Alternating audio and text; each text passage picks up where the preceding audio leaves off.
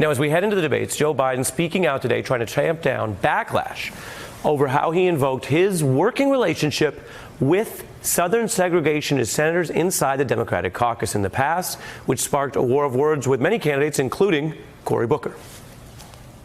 What he said, though, the way he said it, caused a lot of hurt and harm in communities like the one I live in by saying, hey, this avowed racist called me son, didn't call me boy. Well, it evoked a lack of understanding, an ignorance, a hurtful ignorance. I do understand the consequence of the word boy, but it wasn't said in any of that context at all. And to the extent that anybody thought that I meant something different, that is not what I intended. Biden has been doing far less press than most of his rivals, but he may be jumping all over this topic now to try to diffuse it before he takes the debate stage on Thursday. Today's New York Times emphasizes that Biden tackled the issue head-on with that interview with Al Sharpton, who is, of course, both an MSNBC host and a civil rights leader versed in these issues. Now, the Rev joins us live on all of this later in the special. And while that has been the big debate between Democrats, when it comes to taking on Trump, the president fueling more debates with this hasty announcement this weekend that he's delaying his much-touted raids to round up immigrant families that were supposed to occur this weekend, a walkback that really echoes his last-minute decision to also hold back on that potential strike against Iran. In both cases, most Democratic candidates do welcome these outcomes, but they're still slamming the president for his process and motivations. Now, does that make for a clear opening argument when they get out to that debate stage? Let's get right to it, kicking off our special coverage with this special panel. Former New York Times chief Hal Raines, Voto Latino CEO Maria Turris-Kumar, and Rutgers professor and author Brittany Cooper. Thanks to all of you for joining us this Sunday night. Thanks, Ari. It's great to be here. Glad to be here. Great to see you. I give it to you first, looking at where Joe Biden got to, and is this diffused before he takes the stage? Look, I think that we've got two priorities going into 2020. One is we've got to get Trump out of office. The second is that we've got to have a progressive agenda. And the problem for Biden is that he represents a bygone era of Democratic politics that might make people initially feel secure in him saying that he can work with avowed racist. But what I needed Biden to do was to unequivocally condemn the language and actions of those men and the resurgence of people who think that way. That's the reason that many of these folks are speaking out, because Biden tried to use them to talk about the way in which he could be bipartisan before actually saying, I abhor every single thing that they stand for. And now this is a feather in my cap that I can also work with people who are diametrically opposed. I think that's what he intended, but that's not what he delivered. And what we need in this moment is a kind of moral clarity, and that moral clarity begins with condemning avowed racist. Does he also look a little too casual in how he's sort of rolling this stuff out? Because there are many ways to talk about working across the aisle. I believe the guy at the top of that ticket, Barack Obama, talked about it plenty without ever stepping in something like this. Right. I mean, Joe Biden always steps in it, though. But there is, this is like, look, it's like when he called Barack Obama clean and articulate. He has a history of stepping in things. The challenge is that he feels entitled and he feels dismissive, and it's he's not on pitch and on tone for this moment. People feel very on edge about the political atmosphere that Donald Trump has ushered in, where we're seeing levels of racism that we haven't seen in our lifetime and in 40 years of Democratic politics.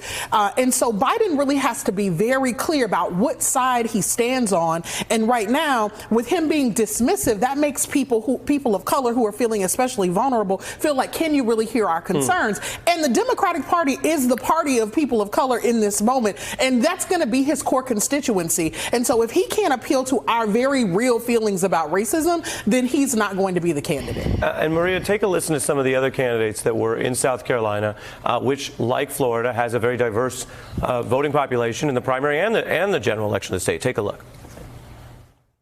We defeat Trump by running a campaign of energy and enthusiasm that substantially grows voter turnout.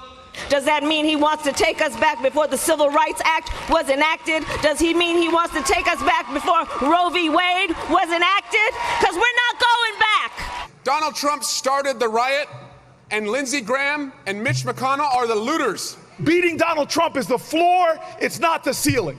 Beating Donald Trump gets us out of the valley, but it does not get us to the mountaintop.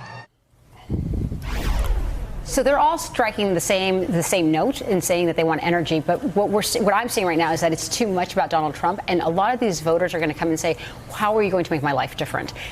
And when I go on the ground and I start talking to different individuals, trying to figure out, well, what is it about the Democratic Party versus Trump? For Democrats, it's all about not Trump. The opportunity for the Democrats, though, is how are you going to inspire the new voter? And that is the market share that they need to gain. You're going to have 12 million more young voters for the very first time, the baby boomers. In the midterm election, 1 out of 6 voters were young voters. So how are you going to persuade them to come to you, number one? And number two, you have 15 million unregistered Latinos. But when they're registered, they vote. They're in Florida, but they're also in Georgia, Texas, Arizona. They are in the primary states. And so how are you going to ignite that ability for them to get excited and say you? Because the majority of Democrats, they're going to go out and turn out for whoever the candidate is. What they need to do, though, is they need to be able to inspire that new base. And then when you look at what people are going to actually see, this is the first time people really see these candidates.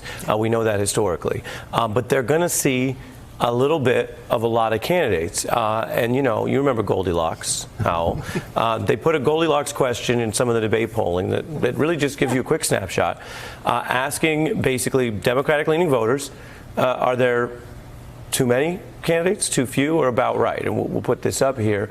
72% of Dem-leaning voters say there are just too many candidates. How does that play into what they have to do on that stage? Well, it makes their work very hard. But, when I was covering presidential years, my favorite part of being a journalist, I loved this time of year because it's a voyage of discovery for the voters and the candidates. And the candidates are trying to discover whether they are really presidential candidates or wannabes. And so I love the drama of this. And I thought there's no need piling on Biden. He had a bad 2 weeks. And I thought he had a very weak showing on Saturday because he ran through his speech as if he were on autopilot. His managers have a unique tactical problem in presidential politics. They can't let Biden be Biden. He can talk himself out of the race, and it's much too early to say he's going to do that, but he had a really bad 2 weeks. And on Saturday, he was rope-a-doping. He was acting like he is going to coast to an inherited position.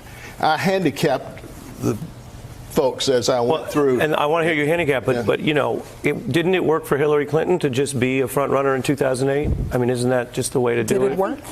No, and I think it's that a joke. Yeah, well, and I think it's a joke. My point being that where do the Democrats come? It's Sunday night. You have a long weekend. A little out of it. No, we were going to answer that question. Howell and then you. Just to finish up the point you're making, where is it that these Democrats, some of them anyway, watch this happen before and then say, oh, yeah, I should do a Rose Garden, what you're saying, a Muhammad Ali rope-a-dope strategy and wait around, as if that's ever worked? No, it doesn't work. You sort of took us all by surprise with that question, but let me try to tease out something here, and that is who got what they needed on this very crowded stage. And I thought that Kamala Harris and Cory Booker came away in very good shape because they projected themselves as real contenders for the minority vote in South Carolina, and they were perfectly on pitch. Senator Harris with her invocation of the movement, Cory Booker with his invocation of Martin Luther King's dream, and the other person who had a really good weekend was Elizabeth Warren because she has dominated the issues discussion with Medicare for All, and the polls in South Carolina show that her message is working there. And if it works there and she comes out of New Hampshire and Iowa in a strong way, she'll be a factor.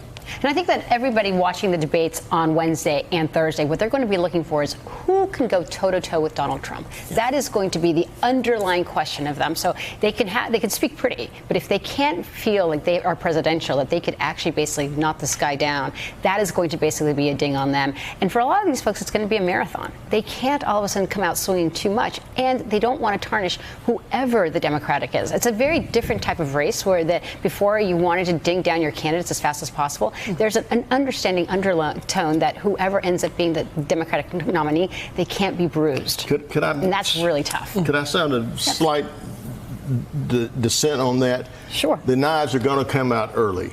Yeah. That's one reason for this crowded field. And despite this talk about keeping our nominee intact, it's going to be a real brawl because everyone in there professes friendship, Bernie Sanders for Senator Warren, but it's that they're all in it to win it. And I think it's going to get dirty early, and I don't think any of them are worried about cutting anyone else up. And our voters deserve that. We actually deserve to have a robust primary. To your point, this needs to be an issues discussion. If we just make this about who beats Donald Trump, we'll go with the safe candidate. But the risk of that is that we're going to lose a whole generation of progressive politics. We've got an opportunity now to do something about student loans. We've got an opportunity to break up big corporations. We've got an opportunity to actually get Medicare for all. These are huge issues, and they're issues for millennials and for Generation Z, right? And so we can't actually concede this moment of progressive possibility simply because Trump is such a distraction. And so I worry sometimes when we begin to talk about who is most presidential, right? Because part of what that does is it disadvantages women, it disadvantages people of color. And so what I'm hoping is that folks will go ahead and pull their knives. People actually got to fight for it. Donald Trump is a pugilist, and people want to know who can beat him intellectually, but who can also outpace him morally, and who can also tamp down his tone and his ability to sort of dominate conversations by just yelling in people's ear. And sometimes the people that can do that are actually just a little bit quieter, and they force you to lean in and listen. And that's what I hope happens here. No, I mean, I think I think all of that actually is the reason why I actually think like someone, a person of color or a woman, is an actual opportunity. Yeah. Because people actually are saying, you know what, the same old politics hasn't worked. But I do think that there's an almost understanding of we can go ahead and fight toe to toe when it comes to policy, but when we start talking about character assassination, they're going to be treading very, very carefully. Let me say real quick, one of the other things that I think needs to happen, we've actually got to appeal. See, when people feel afraid, then they don't want to take risks. They want to go for the safe option. I'm looking for a candidate who's going to say, here's why it's worth risking even more on me, because that's the people that we need. We need folks who are going to say, even though you feel totally assaulted by this current president, it's actually not the moment to play it safe. It's actually the moment to go big. But that's going to be audacious policy. Absolutely. The majority of people, when they voted for Donald Trump in 2016, is that they basically tossed a coin. They said, we never recovered financially from 2008. We actually wanted a different lot. Yeah. And that's why you saw so many white women vote for him. Yeah. What happened in 2018, the midterm election? They said, wait a second, we need our health care, and family separation is not okay. So you saw a whole bunch of suburban white women come back. But the next step is like, okay, our economy, yes, may be recovering, but I'm still not okay. So how are you going to have these conversations with the American people that are thinking audaciously, that are thinking bigly? Right, and who walks off that? Bigly, could you imagine? Bigly. Well, and who walks off that debate stage with voters who are actually tuning in for the first time, who might be a little different than those watching tonight or those of you at this table, and they say, oh, I heard of these people who left me with an idea about the kind of America they want post-Trump. That's what you're doing. You're not just running to beat Trump, you're also running to have something that you're going to do for everyone in service when Trump is gone, if he's gone, if you were the victorious candidate. Hey, I'm Ari Melber from MSNBC. You can see more of our videos right here, or better yet, subscribe to our YouTube channel below. You could have been anywhere in the world, but you're here with us, and we appreciate that.